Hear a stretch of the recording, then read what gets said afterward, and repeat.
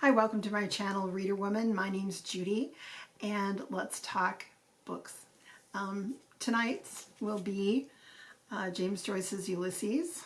I put out an earlier video about getting his 100th anniversary. I have to say, okay, this is the start of Ulysses that I'm familiar with.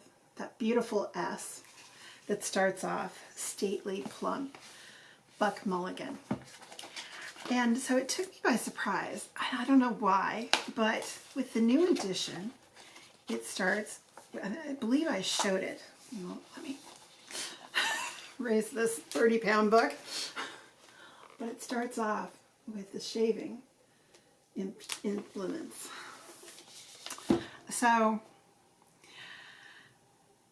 yeah, I just have to get used to new things. I think that's what it's all about. But I thought it would be fun to read a little bit of Ulysses, and if I can find the beginning page. All right, so we start off.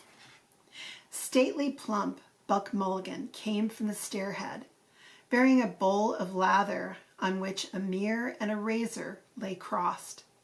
A yellow dressing gown, ungirdled, was sustained gently behind him by the mild morning air. He held the bowl aloft and intoned, "Introibo ad altere Dei."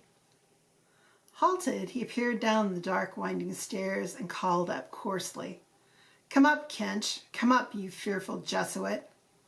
Solemnly he came forward and mounted the round gun rest. He faced about and blessed gravely thrice the tower, the surrounding country, and the awakening mountains. Then, catching sight of Stephen Dedalus, he bent towards him and made rapid crosses in the air, gurgling in his throat and shaking his head. Stephen Dedalus, displeased and sleepy, leaned his arms on the top of the staircase and looked coldly at the shaking, gurgling face that blessed him, equine in its length, and at the light, untonsured hair, grained and hued like pale oak. Buck Mulligan peeped an instant under the mirror and then covered the bowl smartly. "Back to barracks," he said sternly. He added in a preacher's tone, "For this, O dearly beloved, is a genuine Christine. Body and soul and blood and ounds. Slow music, please. Shut your eyes, gents. One moment. Little trouble about those white corpuscles. Silence all." He peered sideways up and gave a long, low whistle of call, then paused a while in rapt attention, his even white teeth glistening here and there with gold points. Chrysostomos. Two strong, shrill whistles answered through the calm. "Thanks, old chap," he cried briskly.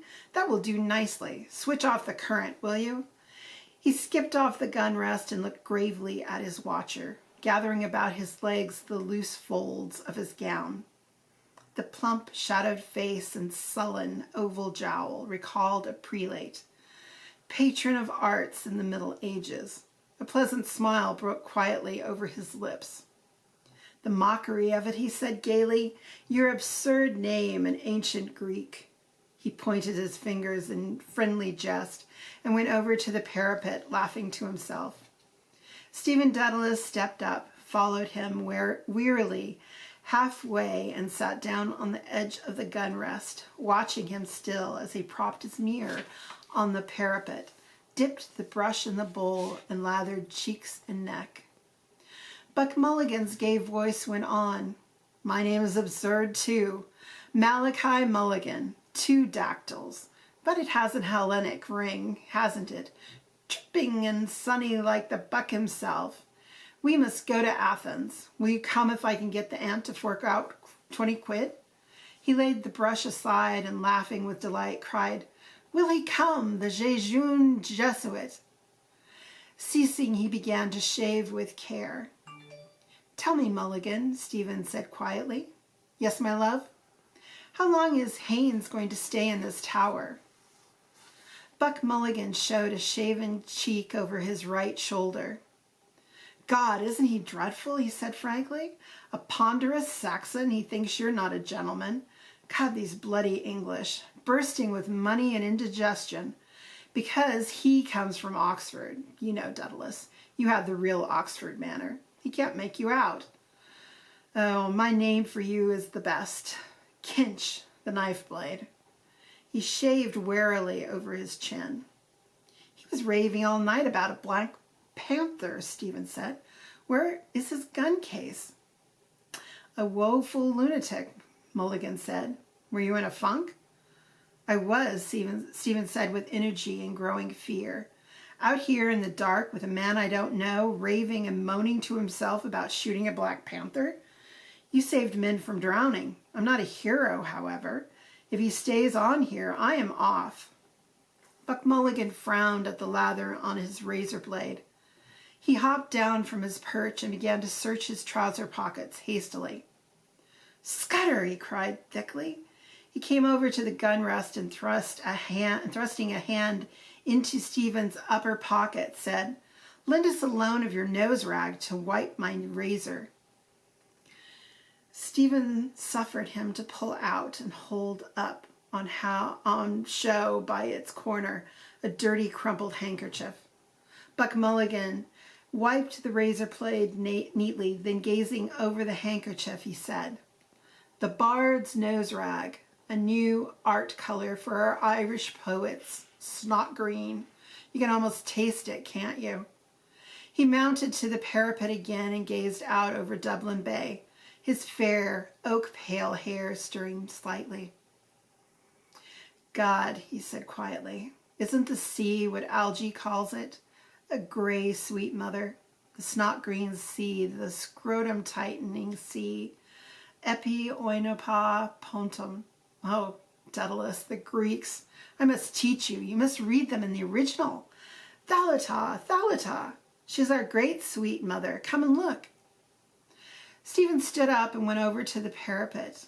Leaning on it, he looked down on the water and on the mail boat clearing the harbor mouth of Kingston. Our mighty mother, Buck Mulligan said. He turned abruptly, his great searching eyes from the sea to Stephen's face. The aunt thinks she killed your mother, he said. That's why she won't let me have anything to do with you. Someone killed her, Stephen said gloomily. You could have knelt down, damn it, Kench, when your dying mother asked you, Buck Mulligan said. I'm Hyperborean as much as you, but to think of your mother begging you with her last breath to kneel down and pray for her, and you refused. There's something sinister in you.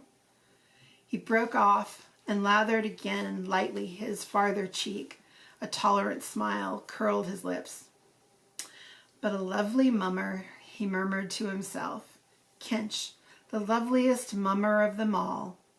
He shaved evenly and with care, in silence, seriously.